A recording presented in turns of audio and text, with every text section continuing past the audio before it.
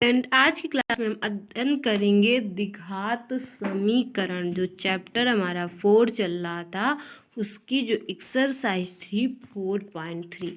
4.2 हमारा कंप्लीट हो गया था। 4.3 एक्सरसाइज में आज पढ़नी है, उसका ये पार्ट 1 है। तो चलिए अध्ययन करते हैं 4.3 का द्विघात समीकरण का पार्ट 1। ठीक है, चलिए चलते हैं अपनी क्लास पर और अध्ययन करते हैं इसे। देखिए ये प्रश्न वाली 4.3 है और समीकरण हमारा दिया गया है। समीकरण में बोला गया है, देखिए सवाल बताने से पहले हम पहले दो सूत्र आपको बता देते हैं जो इसमें यूज होंगे। ठीक है, तो चलिए पहले हम दो सूत्र बता देते हैं सवाल के पहले। तो दो सूत्र लिख लीजिए। पहला सूत्र है हमारा डी बराबर, ठीक है, 1 मिनट रुक जाइए।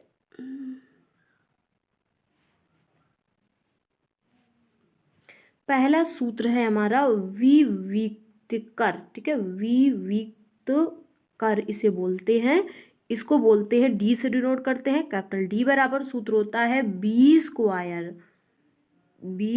Square minus 4ac। ठीक है, ये सूत्र होता है विविक्त कर का। देखिए सबसे पहले अगर d बराबर 0 आ जाए, क्या आ जाए, d बराबर 0 आ जाए, तो यहाँ पर ये बोला जाता है कि इसके जो मूल होंगे वो बराबर होंगे।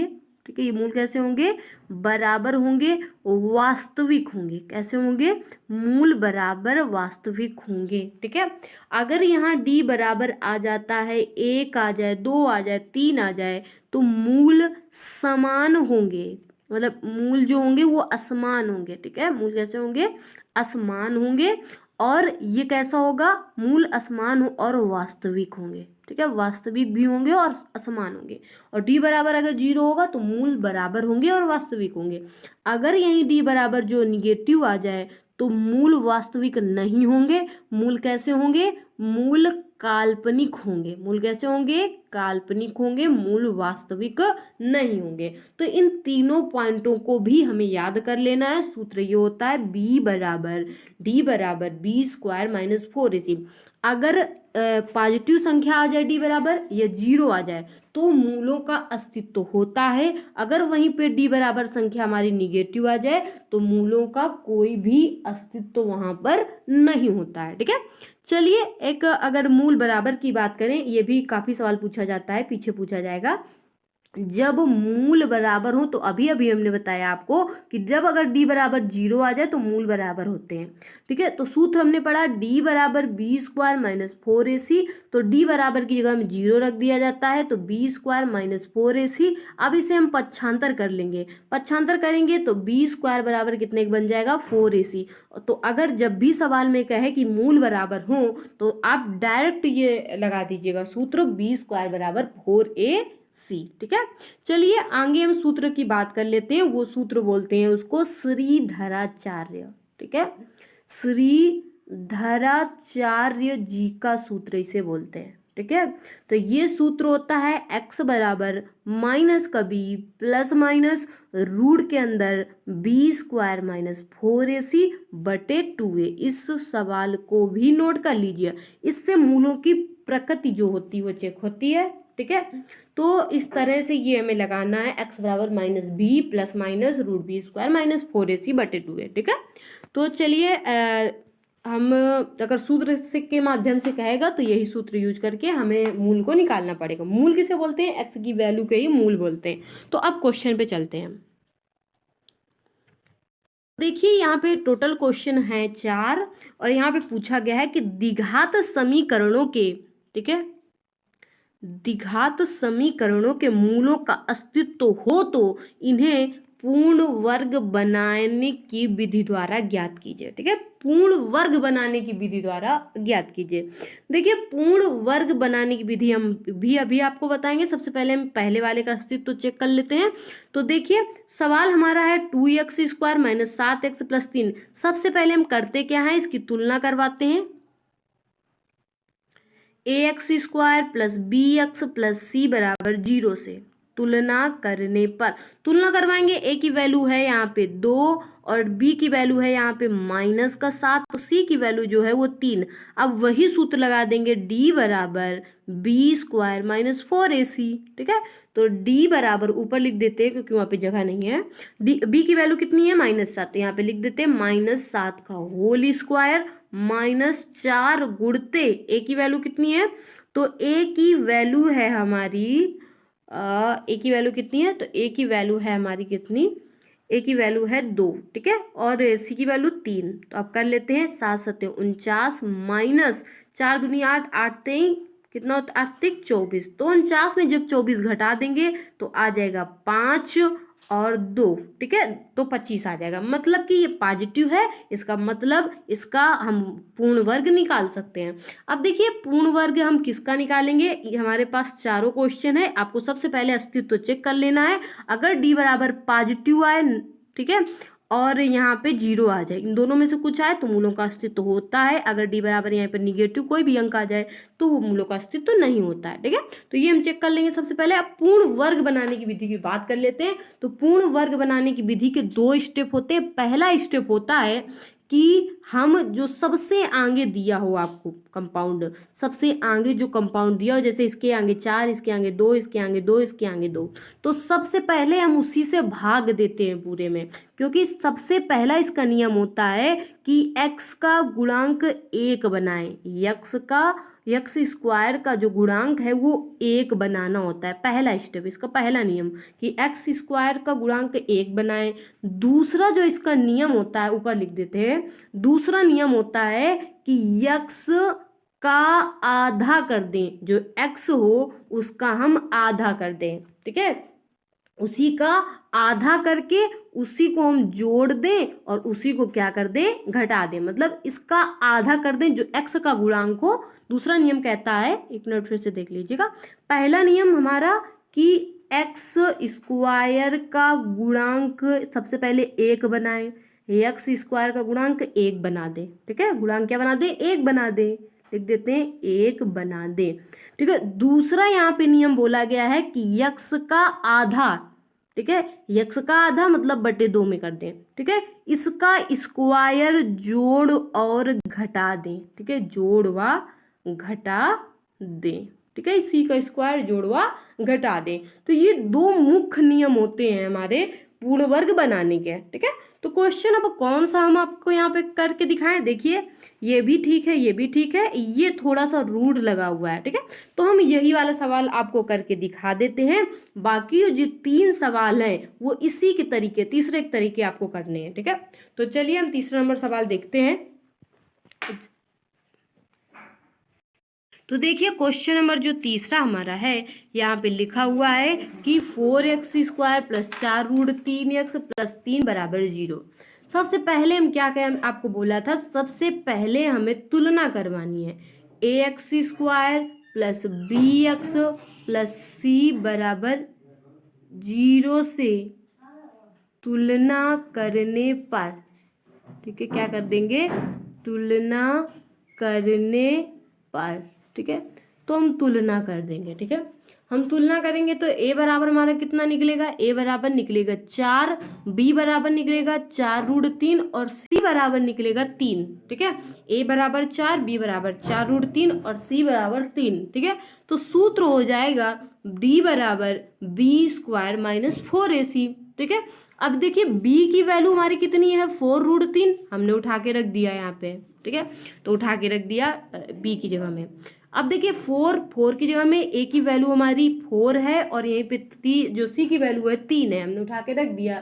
ठीक है, तो हमने उठा के रख दिया 4 रूट 3 का स्क्वायर। आपको पता है स्क्वायर कैसे किया जाता है, 4 रूट 3, तो हम 4 गुणते 4 लिखेंगे और यहीं पे रूट 3 को भी 2 बार लिख देंगे, ऐसे ही तो गुणा करवाया जाता है। 4 चौको 16, देखिए रूट का जब भी रूट से होता है रूट हट जाता है तो कितना आ जाएगा 3, तो 16 ते 48, ये 48 आ गया। 4 चौको 16 ते 48, 48, दोनों 48 में 48 घटाएंगे तो डी बराबर कितना आ गया, 0। हमने कहा था अगर 0 आ जाए और प्लस में, देखिए अब हमें पूर्ण वर्ग बनाना सीखना है। तो हमने आपको पहला स्टेप बताया पूर्ण वर्ग बनाने के लिए कि सबसे पहले हमें एक्स स्क्वायर बनाना होता है। तो सबसे पहले देख लीजिएगा, हमारा जो सवाल है उसकी हम बात करते हैं। सवाल हमारा है 4x² प्लस 4√3, ये इसके जो मूलों का अस्तित्व है, तो हम इसको पूर्ण वर्ग बना लेते हैं। प्लस 4 बराबर कितने के, 1 मिनट, यहाँ 4 नहीं है 3 है, ठीक है, बराबर 0 के। इसको हमें पूर्ण वर्ग बनाना है। पहले स्टेप बताया था कि एक्स स्क्वायर का गुणांक 1 बनाना होता है, तो हम लिख देंगे कि 4 का भाग करने पर, ठीक है, 4 का क्या कर देंगे, भाग करने पर। जब हम 4 का इसमें भाग करेंगे तो आ जाएगा x² प्लस, यहाँ पे 4 का भाग करेंगे तो आ जाएगा √3, ठीक है, यक्स लिख दीजिएगा यहाँ पे, प्लस आ जाएगा 3/4, ये आ गया प्लस का 3/4 बराबर कितने के, 0 के। अब देखिए पहला स्टेप हमारा कंप्लीट हो गया, ठीक है, x² का गुणांक 1 बन गया। देखिए अब इसके गुणांक कितना है, 1 ही तो है, ठीक है, तो x² का गुणांक 1 बन गया। अब दूसरा स्टेप जो हमें करना होता है वो करना होता है कि हमें x में कितने का भाग देना होता है, उसका आधा करना होता है, और उसी के आधे के स्क्वायर जोड़ दो घटा दो, ठीक है। तो हम इसका आधा कर देते हैं, तो लिख देंगे x² प्लस √3x। अब इसी का आधा करेंगे तो आ जाएगा √3/2 आ जाएगा। यक्स के गुणांक का आधा करना होता है, तो यक्स के गुणांक में कौन है, √3, इसका हमने आधा कर दिया तो आ गया √3/2। अब इसी का स्क्वायर जोड़ दो, इसी का स्क्वायर घटा दो, तो प्लस का ये 3/4 लिखा हुआ है, हम लिख देंगे प्लस का √3/2, क्योंकि x के गुणांक का हमें क्या करना होता है, आधा करके उसका स्क्वायर जोड़ दो, उसी का स्क्वायर घटा दो, लिख देंगे √3/2 का होल स्क्वायर, ठीक है, ऐसे लिख दिया हमने, कोई दिक्कत नहीं। अब इसका स्क्वायर करेंगे, रूट का रूट हट जाएगा, 3 आ जाएगा, और 2 का करेंगे 4 आ जाएगा। इसमें भी करेंगे √3 का, तो √3 का 3 ही रहेगा, और 2 का करेंगे 4 आ जाएगा। तो हम इसको लिख देंगे, आगे लिखते हैं इसको, देखिए आगे हम इसको लिख देते हैं, तो x² प्लस √3x प्लस 3/4, यहाँ पे प्लस का 3/4 आया जब हमने रूट का किया, और यहाँ पे आ गया -3/4। अब देखिए ये माइनस का और ये प्लस का क्या हो जाएगा, कैंसिल हो जाएगा हमारा, कैंसिल। तो देखिए x² प्लस √3x प्लस 3/4 बराबर 0 के। ये सूत्र बन रहा है किसका, a प्लस बी का होल स्क्वायर। तो हम इसको लिख सकते हैं इस तरह से, x² प्लस √3x प्लस √3/2 का होल स्क्वायर बराबर कितने के, 0 के। हम इसको लिख सकते हैं x प्लस √3/2 का होल स्क्वायर, ठीक है, बराबर कितने के, 0 के। अब देखिए हमारा इतना आया, आगे देख लीजिए, आगे देखिए जब हमारा इतना आया x प्लस √3/2 का होल स्क्वायर बराबर कितने के, 0 के। तो जब हम निकालेंगे इसका, तो हम इसको इस तरह से भी लिख सकते हैं, 2 बार x प्लस √3/2, और यहीं पे लिख देंगे x प्लस √3/2 बराबर कितने के, 0 के। अब जब हम वेन करके इसको निकालेंगे तो x प्लस √3/2 बराबर 0 के, तो x बराबर जो हो जाएगा ये आ जाएगा माइनस का √3/2, ठीक है, आ जाएगा। अब यहीं पे जब हम दूसरा वाला लिखेंगे, दूसरे वाले में लिख देते हैं वेन x प्लस √3/2 बराबर 0 के, तो आ जाएगा x बराबर माइनस का √3/2, वही आ जाएगा, ठीक है। तो हमारे 2x के मान आ गए, कौन कौन से, एक आ गया x बराबर, तो लिख देंगे x बराबर, पहला आ गया -3√2, दूसरा भी आ गया -3√2। तो इस तरह से जो क्वेश्चन हमारा कंप्लीट हो जाता है।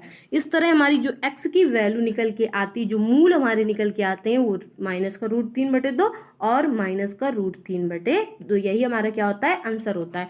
तो इस तरह से जो पूर्ण वर्ग वाली विधि आपको लगानी है, तो जितने भी उसके तीनों क्वेश्चन हैं वो आपको करने हैं, ठीक है।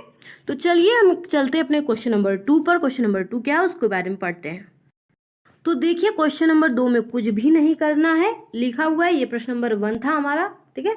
क्वेश्चन नंबर 2 में बोला गया है, 1 मिनट देख लीजिए, क्वेश्चन नंबर 2 में बोला गया है कि उपर्युक्त प्रश्न 1 में दिए गए द्विघात समीकरणों के मूल द्विघाती सूत्र का उपयोग करके ज्ञात कीजिए। अभी हमने ऊपर पूर्ण वर्ग बनाने की विधि द्वारा निकाले थे x का मान, अब यहाँ पे द्विघाती सूत्र जो हमने बताया था श्रीधराचार्य जी का, x बराबर -b plus minus √b² - 4ac/2 2a इसके द्वारा आपको निकालना है। ठीक है, तो इनमें से चारों में से कोई भी हम एक बता देते हैं, आपको बाकी चार कर लेने हैं। तो यही देखिए कठिन लग रहा है तो हम इसी को ही बता देते हैं। ठीक है, किसके द्वारा? द्विघाती सूत्र के द्वारा। बाकी आप आराम से निकाल ही लेंगे x बराबर माइनस बी का सूत्र लगा के। तो देखिए एक सवाल हम द्विघाती सूत्र के द्वारा भी, श्रीधराचार्य जी के द्वारा भी हम ये वाला बता देते हैं, और बाकी ये तीनों आपको करने हैं। तो क्वेश्चन नंबर 2 देख लीजिए। चलिए हम देख लेते हैं, कर लेते हैं इस क्वेश्चन को। तो देखिए वही सवाल है हमारा, हमसे बस द्विघाती सूत्र लगाना है। तो x square 4x square 4√3x plus 3 बराबर 0 के, यही था हमारा सवाल। अब देखिए हमने तुलना इसकी पहले भी हम करवा चुके थे जब हमने मूलों का अस्तित्व चेक किया था, फिर से करवा लेते हैं। bx बराबर 0 क्वेश्चन नंबर 2 है, ये 2 का थर्ड नंबर है। ठीक है, तो से तुलना करने पर लिख देते हैं, से तुलना करने पर तुलना करवाएंगे। a बराबर 4, b बराबर आ जाएगा 4√3 और c बराबर आ जाएगा कितना? 3। सूत्र श्रीधराचार्य जी का हमें याद है, या इसे द्विघाती सूत्र भी बोलते हैं। माइनस का b प्लस माइनस रूट में b स्क्वायर माइनस 4ac बटे यहाँ पे 2a, यही सूत्र होता है। चलिए हम वैल्यू पुट कर देते हैं, तो यहाँ पे रख देंगे, तो माइनस का 4 प्लस माइनस रूट में करेंगे तो आ जाएगा बी स्क्वायर, हम लिख देंगे 4√3 का होल स्क्वायर माइनस 4 गुणते ए की वैल्यू 4 है, सी की वैल्यू 3 है, बटे 2 गुणते 4, इसी तरह से आ जाएगा। ठीक है, कोई दिक्कत नहीं है। अब देखिए 4 चौको 16 48, इसका भी 48 आ जाएगा। एक मिनट, थोड़ी सी गलती हो गई इसमें, चलिए हम फिर से देख लेते हैं इसी सवाल को। तो देखिए वहां तक हमारा हो गया था, हमारे पास कितना आया था, तो हमारा हमें केवल सूत्र में रखना था, तो हमने सूत्र में रख दिया था। तो देखिए सूत्र हमारा क्या था, यहाँ पे देख लीजिए फिर से, माइनस बी प्लस माइनस, एक मिनट, प्लस माइनस रूट का बी स्क्वायर माइनस 4ac बटे 2a। तो यक्स बराबर माइनस बी, हम जानते हैं बी की वैल्यू कितनी थी, 4√3, शायद वहाँ पे मिस्टेक कर दिया था हमने, बी की जगह में हमने ए की वैल्यू रख दी थी। ठीक है, तो इसीलिए हमने फिर से कर दिया इसको। तो देख लीजिए बी की जगह में हमें 4√3 रखनी थी, वहाँ पे आप तुलना करवा के सही से रख लीजिएगा, शायद जल्दी जल्दी में हमने कर दिया था। तो 4√3 होगी यहाँ पे बी की वैल्यू। ठीक है, अब यहाँ पे करेंगे तो प्लस माइनस रूट में हम लिख देंगे 4√3 का होल स्क्वायर। ठीक है, माइनस का 4 गुणते 4 ए की वैल्यू थी, सी का मान था हमारे पास 3, बटे 2 गुणते ए की वैल्यू कितनी थी, तो ए की वैल्यू थी यहाँ पे 4। ठीक है, अब देखिए हम करते क्या है, तो देखिए करते हैं तो माइनस का 4√3 तो रहेगा ही, प्लस माइनस यहाँ पे देखिए 4√3 का करेंगे तो 48 आ जाएगा, तो 48 माइनस 48 बटे कितने के, 4 दूनी 8 के आ जाएगा। अब देखिए 48 माइनस 48 तो 0 आ जाएगा, तो ये पूरा पार्ट क्या हो जाएगा, 0। तो हमारे पास बचेगा क्या, आगे देख लेते हैं। हमारे पास जो बचेगा वो बचेगा -4√3 प्लस 0 बटे कितना बचेगा, 8 के। अब 0 से कुछ मतलब है नहीं, तो इस तरह से हम लिख सकते हैं 4√3 बटे 8 आ जाएगा। अब देखिए 4 दूनी 8, 2 से 2 कैंसिल, तो x बराबर जो वैल्यू आ जाएगी वही जो हमारे पूर्ण वर्ग से निकली थी वही यहाँ पे निकलेगी।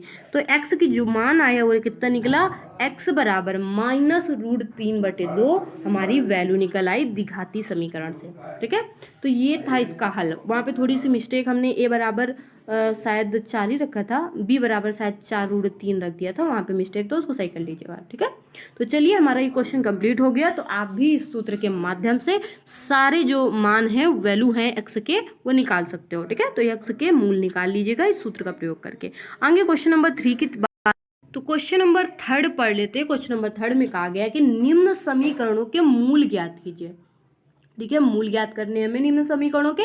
पहला सवाल जो हमारा वो है x माइनस 1 बटे x बराबर 3 के। ठीक है, तो x बराबर 0, तो यहाँ पे बात करेंगे तो हमने सबसे, ये इससे कुछ मतलब नहीं है, ठीक है, इसे कट कर दीजिएगा।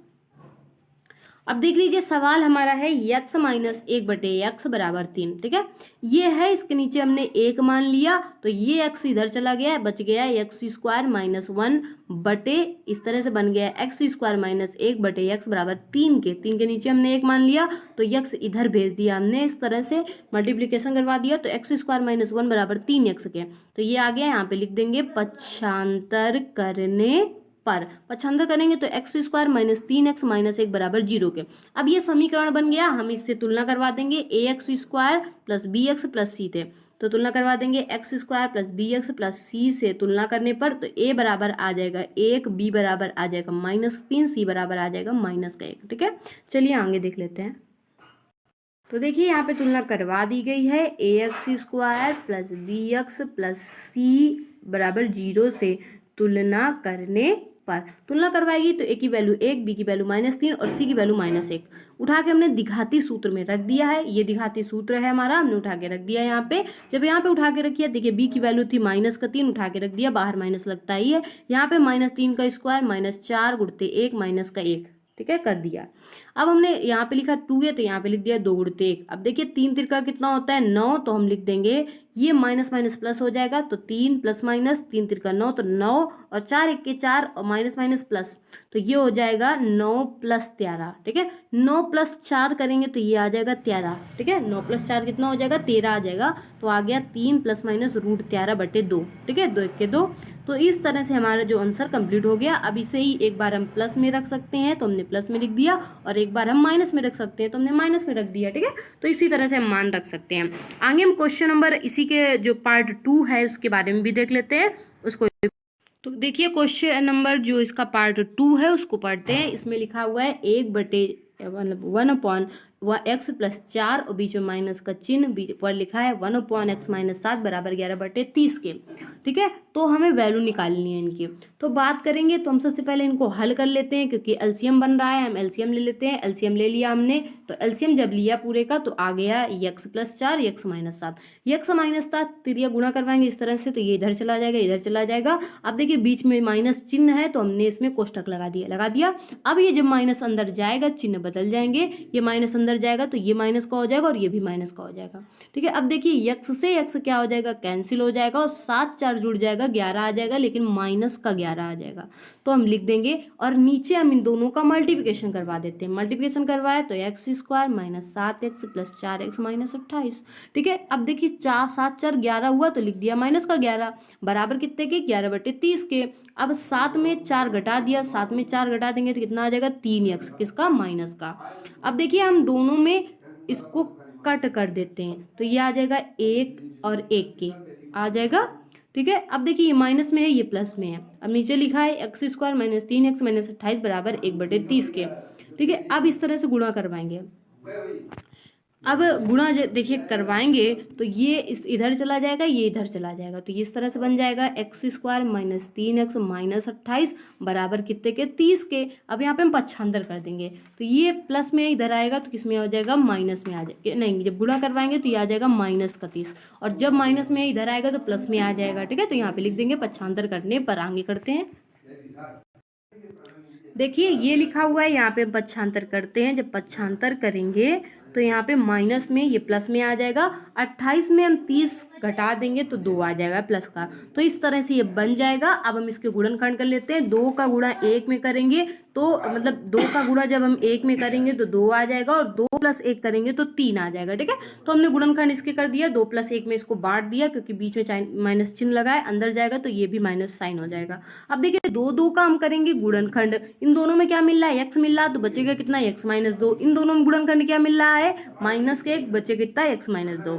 तो यहाँ पे बचेगा x - 2 एक कोष्टक में, एक कोष्टक में x - 1। अब हम एक बार लिख देते हैं, वेन करके लिखेंगे तो लिख देंगे वेन। जब वेन करेंगे x - 2 बराबर 0 के तो x बराबर कितने के 2 के, और जब x - 1 बराबर 0 के तो x बराबर कितने के 1 के। तो यहाँ पे x के 2 मान निकल आए हैं, पहला निकला है 2 और दूसरा निकला है 1, तो हमारे 2 x के मान निकल आए। तो क्वेश्चन नंबर जो 3 हमारा था वो कंप्लीट हो जाता है यहीं से। तो आज की क्लास बस इतनी ही रहेगी, मतलब यहीं तक आज पढ़ेंगे हम क्वेश्चन नंबर 3 तक। आगे हम पढ़ेंगे अगले क्वेश्चन पार्ट 2 में, ठीक है। तो चलिए आज की क्लास में बस इतना ही।